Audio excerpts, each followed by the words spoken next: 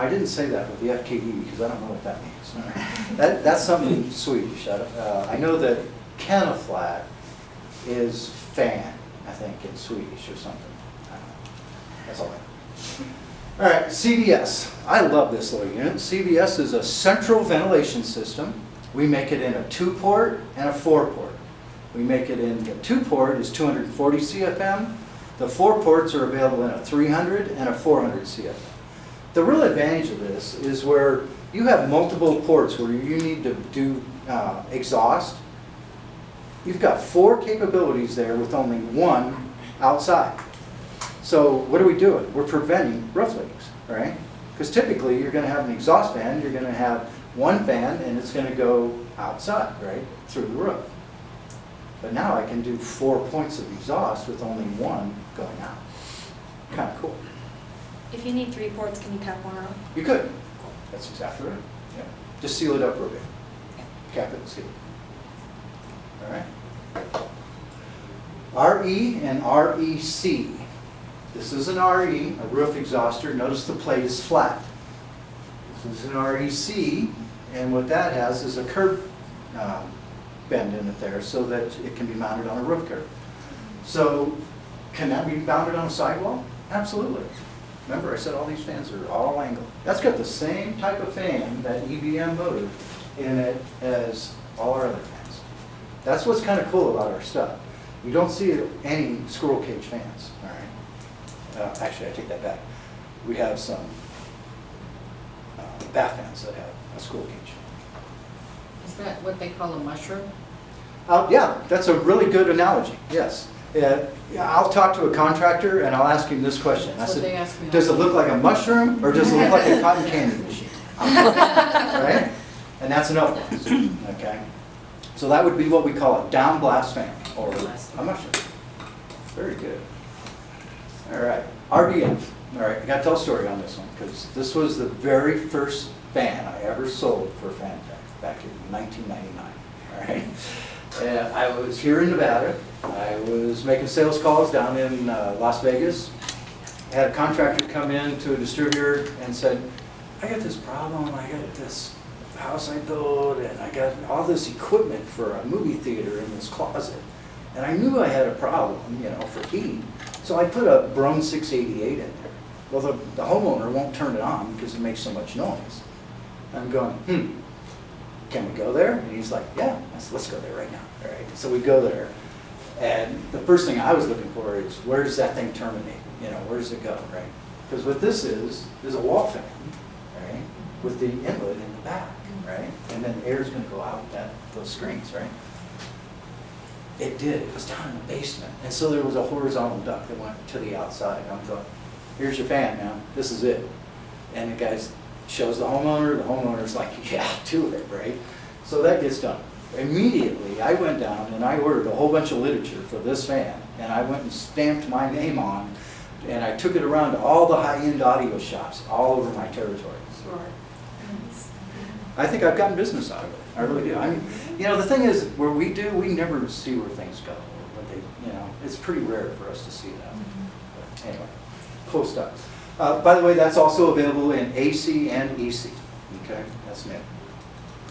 All right, FADE. FADEs, all right, this is just a wall fan, all right, axial. When I say axial, that means it's got a blade as opposed to centrifugal, which means it's got a wheel, right? Notice I didn't say centrifugal, it's centrifugal. We used to have, our corporate training was from England, and everything was proper, right? I mean, perfect, and so a little bit of it rubbed off, very good. So what's nice about this fan, all right, is that's that same EBM motor with a blade on. Okay, so we've got that longevity, good motor. One disadvantage on this one, it's only good to 100-degree inlet air temperature. So please don't use this as an attic fan in Phoenix or here or any place where it's hot. Okay, it's above that. All right. You'll notice it comes as a bare fan or as a cabinet fan. That's a wall mount cabinet. You guys sell a lot of these, all right? RSK is probably one of your populars, all right? Backdraft dampers. Just so when you're talking to people about that, to me, that's one of the premium backdraft dampers in the country, right? I mean, it's got a nice thick neoprene gasket in there, and then it's spring loaded. So for spring return, all right, it seals, okay? It doesn't sit there and flap and make noise like most of them do. And we make that, right? By the gazillions. These mounting clamps, okay, have you seen those? That's just a neoprene around the clamp. Those are for putting hard duct onto any of our fans, okay? Silencers, all right, those are big, all right. You guys sell those? You know how they work? They're basically a glass pack for your ventilation, right? It's a muffler. So sound, right, is a very sharp wave like this, right? Well, what's inside that is rock wool on this. You've got your outer shell, and then in this area here, you've got rock wool, and then inside there, you've got a perforated screen. And so that sound is going along, and it gets in those holes, gets in that rock wool, goes away. That's how it works. Very simple design. It works. I know for a fact that you take a FKD 12XL is around 10 sones, 18 sones, I'm sorry, 18 sones. You put that silencer on, it drops it down to 5. That's huge. Right? I can remember I had a Santa Fe type at a trade show one day, right? And she's telling us that our fan's not even running, right? Or that it's running at reduced speed. And we're going, no, it's a silencer, you know. And you know how you kind of move in on people and they back up, right?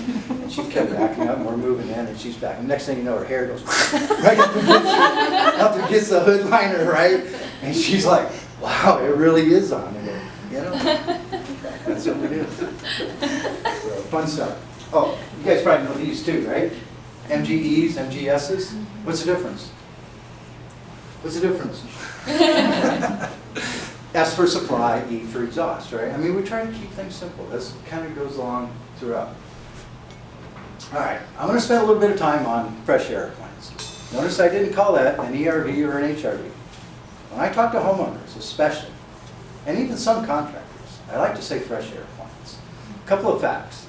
We breathe 12,000 quarts of air a day. Would you drink a quart of nasty, dirty, raunchy water? No, but we breathe that every day, right? Especially if you live in LA. I mean, that was in the paper this morning. Yeah.